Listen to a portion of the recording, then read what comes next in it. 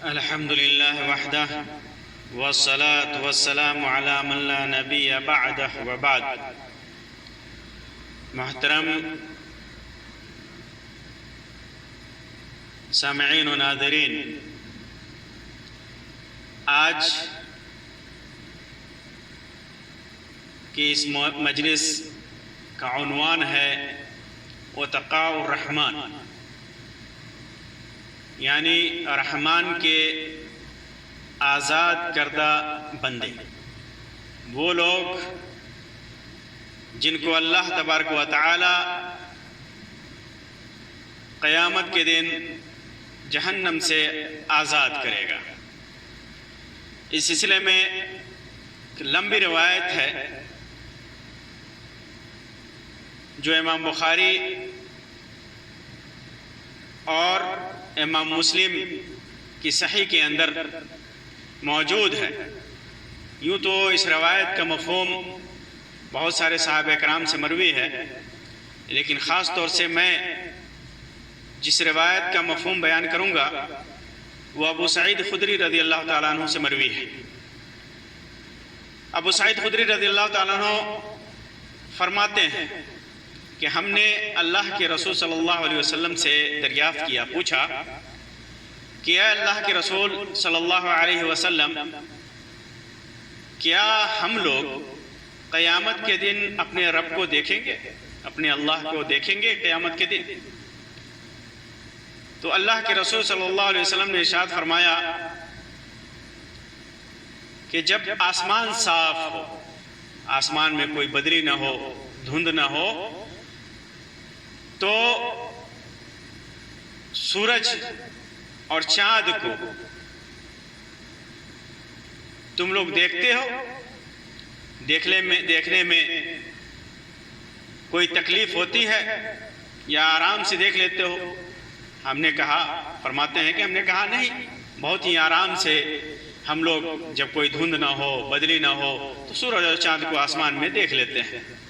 تو اللہ کے رسول صلی اللہ علیہ وسلم نے ارشاد فرمایا کہ پھر اپنے رب کے دیدار میں تو تمہیں کوئی تکلیف محسوس نہیں ہوگی، کوئی تکلیف پیش نہیں آئے گی۔ یعنی جس طرح تم سورج اور چاند کو دیکھتے ہو اور کوئی بلا کسی پریشانی کے دیکھتے ہو، اسی طرح تم اپنے رب کو قیامت کے دن دیکھو گے۔ پھر آپ صلی اللہ علیہ وسلم نے فرمایا کہ ایک آواز دینے والا آواز دے گا، قیامت کے دن ایک آواز دینے والا آواز دے گا، ایک پکارنے والا پکارے گا کہ ہر قوم اس کے ساتھ جائے جس کی وہ پوجا کیا کرتی تھی۔ ہر قوم اس آدمی کے ساتھ یا اس چیز کے ساتھ جائے جس کی وہ عبادت کیا کرتی تھی۔ جو لوگ جس کی عبادت کرتے تھے انہی کے ساتھ جائے۔ چنانچہ جو لوگ صلیب کے پجاری ہوں گے، دنیا میں جن لوگوں نے صلیب کی پوجا کی ہوگی وہ اپنے صلیب کے ساتھ جائیں گے، اور بتوں کی پجاری جنہوں نے مورتیوں اور بتوں کی پوجا کی ہوگی وہ اپنے بتوں کے ساتھ جائیں گے۔ تمام جھوٹے معبودوں کی پجاری اپنے جھوٹے معبودوں کے ساتھ چلے جائیں گے۔ یہ سارے لوگ جو جن کی عبادت کرتا تھا ان کے ساتھ وہ لوگ چلے جائیں گے، اور باقی وہ لوگ رہ جائیں گے جو صرف اور صرف اللہ تبارک و تعالیٰ کی عبادت کیا کرتے تھے۔ صرف ایک اللہ کی عبادت، صرف ایک اللہ کی پرستش، صرف ایک اللہ کی پوجا کیا کرتے تھے، وہ لوگ رک جائیں گے۔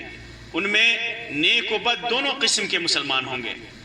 نیک بھی ہوں گے جنہوں نے نیکیاں، خالص نیکیاں کی ہوں گی، اور وہ لوگ بھی ہوں گے جو صرف ایک اللہ کی عبادت تو کیا کرتے تھے لیکن گناہوں کو انجام دیا کرتے تھے، گناہ کیا کرتے تھے۔ اور اہل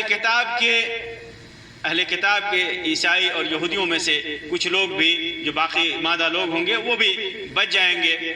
پھر دوزخ ان کے سامنے پیش کی جائے گی، جہنم ان کے سامنے پیش کی جائے گی، اور وہ جہنم نہایت ہی چمکدار ہوگی، اتنی چمکدار ہوگی جیسے سراب۔ دور سے آدمی میدان کا ریت ہوتا ہے جو دور سے پانی معلوم ہوتا ہے، میدان کا ریت چمکتی ہوئی دھوپ کے اندر آدمی دور سے دیکھتا ہے، اور خاص طور سے پیاسا آدمی دیکھتا ہے تو دیکھتا ہے لگتا ہے جیسے پانی ہو، جبکہ وہ سراب ہوتا ہے۔ پھر یہود سے پوچھے گا اللہ تبارک و تعالیٰ، یہود سے پوچھا جائے گا کہ تم کس کی پوجا کرتے تھے؟ وہ کہیں گے کہ ہم اللہ کے بیٹے عزیر کی پوجا کیا کرتے تھے، عزیر ابن اللہ کی عبادت کیا کرتے تھے، تو انہیں جواب ملے گا کہ تم جھوٹے ہو، تم جھوٹے ہو، تم کہتے ہو کہ تم اللہ کے بیٹے عزیر کی عبادت کیا کرتے تھے لیکن تم جھوٹے ہو۔ کیوں؟ اس لیے کہ اللہ کی نہ کوئی بیوی ہے نہ کوئی لڑکا ہے، اللہ تبارک و تعالیٰ کی نہ کوئی بیوی اور نہ کوئی لڑکا ہے، تو تم کیسے عزیر کو اللہ کا بیٹا بنا کر کے اس کی عبادت کیا کرتے تھے؟ تم کیا چاہتے ہو؟ پھر پوچھا جائے گا ان سے کہ تم کیا چاہتے ہو؟ تو وہ کہیں گے کہ ہم پانی پینا چاہتے ہیں، کہ اس دن ہر آدمی پیاسا ہوگا، نفسی نفسی کے عالم میں ہوں گے، کہ ہم پانی پینا چاہتے ہیں، ہمیں پانی سے سیراب کیا جائے، ہمیں پانی پلایا جائے۔ ان سے کہا جائے گا کہ جاؤ اور وہ پانی پیو۔ وہ لوگ اس چمکتی ہوئی ریت کی طرف، سراب کی طرف چلیں گے، پانی سمجھ کر کے چلیں گے کہ یہ پانی ہے، ہم اسے پئیں گے، اور پھر جب وہاں جائیں گے تو انہیں جہنم میں ڈال دیا جائے گا۔ پھر نصارہ یعنی عیسائیوں سے پوچھا جائے گا کہ تم کس کی پوجا کرتے تھے، تم کس کی عبادت کیا کرتے تھے؟ وہ جواب دیں گے کہ ہم مسیح جو اللہ کے بیٹے ہیں ان کی عبادت کیا کرتے تھے۔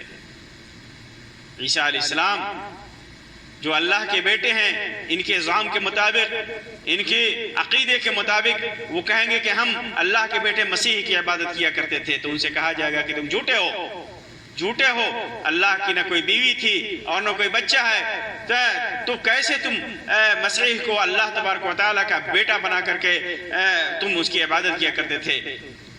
بولو تمہیں کیا چاہیے، کیا چاہیے تمہیں اب؟ تو وہ کہیں گے کہ ہم چاہتے ہیں کہ پانی سے سیراب کیے جائیں، ہمیں پانی پلایا جائے۔ ان سے کہا جائے گا کہ پیو۔ ان کو بھی اس چمکتی ریت کی طرف چلایا جائے گا، وہ بھی اس سراب کی طرف جائیں گے اور انہیں بھی جہنم میں ڈال دیا جائے گا۔ اس طرح وہ لوگ باقی رہ جائیں گے، وہ لوگ باقی رہ جائیں گے جو صرف اللہ تبارک و تعالیٰ کی عبادت کیا کرتے تھے، نیک و بد دونوں قسم کے مسلمان۔ ان سے کہا جائے گا کہ تم لوگ کیوں رکے ہوئے ہو جبکہ سب لوگ جا چکے ہیں؟ وہ کہیں گے کہ ہم دنیا میں ان سے ایسے وقت جدا ہوئے کہ ہمیں ان کی دنیاوی فائدوں کے لیے بہت زیادہ ضرورت تھی، اور ہم نے ایک آواز دینے والے کو سنا کہ ہر ایک قوم اس کے ساتھ ہو جائے جس کی وہ عبادت کیا کرتی تھی، اور ہم اپنے رب کے منتظر ہیں۔ بیان کیا کہ پھر اللہ جبار ان کے سامنے اس صورت کے علاوہ دوسری صورت میں آئے گا جس میں انہوں نے اسے پہلی مرتبہ دیکھا ہوگا، اور کہے گا کہ اللہ تبارک و تعالیٰ کیا کہے گا کہ میں تمہارا رب ہوں۔ لوگ کہیں گے کہ تو ہی ہمارا رب ہے، اور اس دن انبیاء کے سوا اور کوئی بات نہیں کرے گا، صرف انبیاء اور رسولوں کو اجازت ہوگی، کسی کی ہمت نہیں ہوگی بات کرنے کے لیے، صرف یہی لوگ بات کریں گے۔ پھر پوچھے گا کہ کیا تمہیں اس کی کوئی نشانی معلوم ہے؟ اللہ رب العزت کو کیسے پہچانتے ہو کہ اللہ رب العزت ہے؟ کوئی پہچان بتاؤ۔ وہ کہیں گے کہ ساق یعنی پنڈلی، جو اللہ تبارک و تعالیٰ یکشف عن ساق، اللہ تبارک و تعالیٰ قیامت کے دن جو پنڈلی کھول کر کے، ساق کھول کر کے دکھائے رہا ہوگا، اس کے ذریعے سے وہ پہچانیں گے۔ وہ کہیں گے کہ ساق کے ذریعے سے، پنڈلی کے ذریعے سے ہم پہچانتے ہیں۔ پھر اللہ تبارک و تعالیٰ اپنی پنڈلی کھولے گا اور ہر مومن کے لیے اس کے لیے سجدہ میں گر جائے گا۔ جب اللہ تبارک و تعالیٰ اپنی پنڈلی کھولے گا تو سارے مومن سجدے میں گر جائیں گے، صرف وہ لوگ باقی رہ جائیں گے جو دکھاوے اور شہرت کے لیے سجدہ کیا کرتے تھے۔ جو لوگ دنیا میں دکھاوے کے لیے، جو لوگ دنیا میں شہرت کے لیے سجدے کیا کرتے تھے، وہ لوگ سجدہ نہ کر پائیں گے، ان کو طاقت نہیں نصیب ہوگی، بلکہ ان کی پیٹھ تختہ کی طرح ہو کر کے رہ جائے گی، ان کی پیٹھ سخت ہو جائے گی، ان کی پیٹھ میں لچک نہیں ہوگی جس کی وجہ سے وہ سجدہ کر سکیں، اور جب وہ سجدہ کرنے کی کوشش کریں گے وہ منہ کے بل زمین پر گر جائیں گے۔ پھر انہیں پل پر لایا جائے گا، جسر پہ لایا جائے گا، حدیث میں ہے کہ انہیں جسر پہ لایا جائے گا، یعنی پل پہ لایا جائے گا۔